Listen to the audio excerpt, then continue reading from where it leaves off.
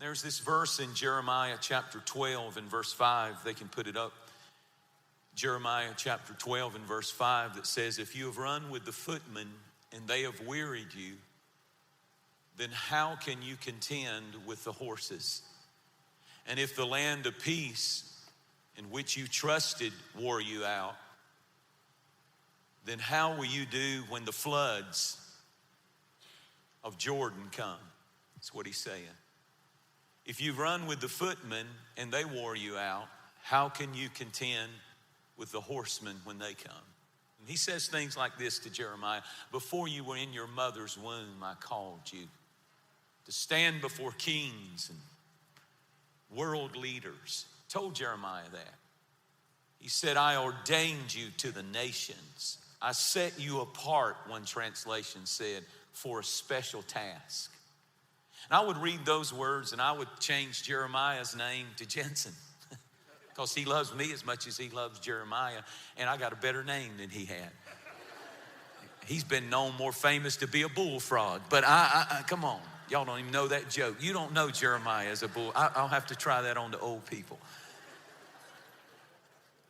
He told him, he said, you're going to speak to kings. You're going to go before great people. I'm going to have you in places that unless you know who you are and who you've been sent by, you will crumble because you don't have enough confidence and courage in yourself. He said, there's a huge call on your life, Jeremiah. Judgment is coming, and I want you to say what other prophets, so-called prophets, are not saying. God actually called them windbags.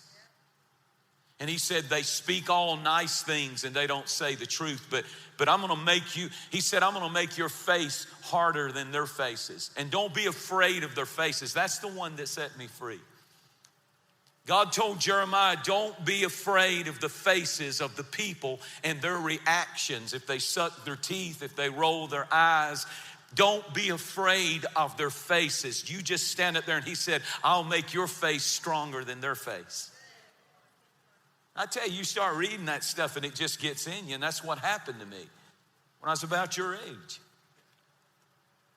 And you know, when God called him, he was in a little bitty tiny town. That's where he lived. It starts small. The call of God, the plan of God, the mission of God starts small, and it starts where you are. It doesn't start when you get there, when you get this opportunity and that big deal. It starts where you are right now. Matters concerning where you're going. It starts here. It starts now. It starts where you are.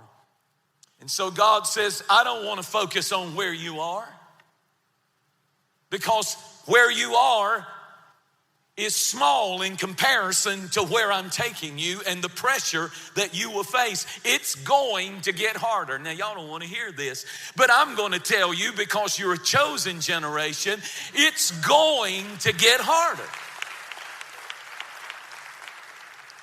And indirectly, there is a phenomenal promise in this text. He said, you're headed for the horsemen, which means you're going to get through where you are right now. It's really God saying, you may fail when you get to the horsemen, but you're not going to fail where you are right now. Whatever you're going through right now is just the footmen, and that is not the big stuff that I have planned for your life. And so you're going to get through this season. I promise you, the horsemen are coming, and you're called to run with the horsemen, not the footmen.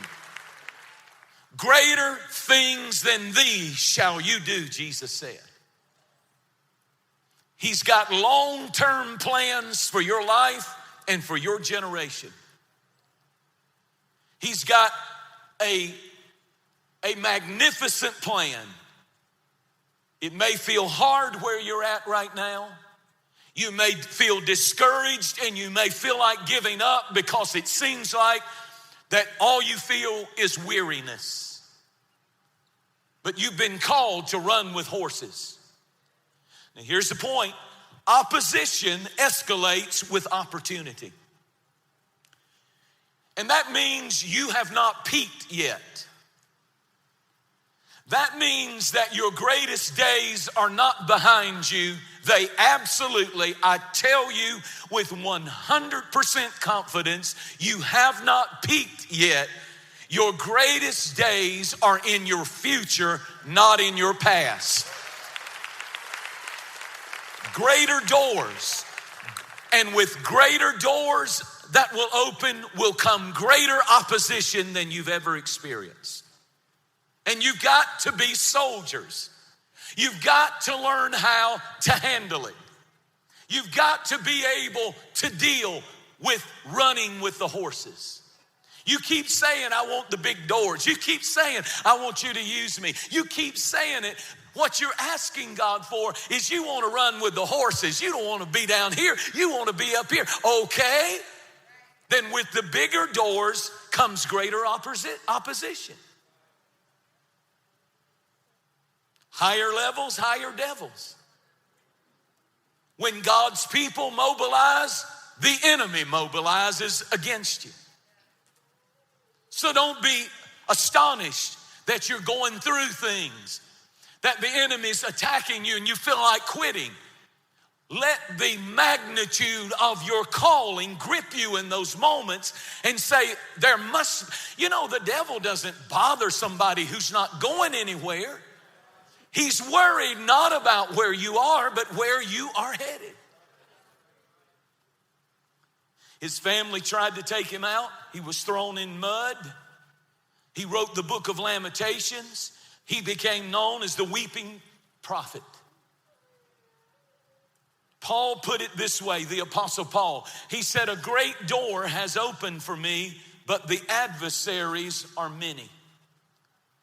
I tell you, I've learned that with the many doors that God opens, the adversaries are many. And if I can't be faithful on the level where I am, I sure won't be able to handle the good times and the success and the opposition that will come when I move from footman to horseman. So important.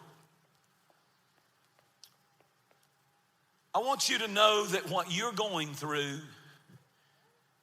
God wants you to know that you are training for the trial you're not in yet.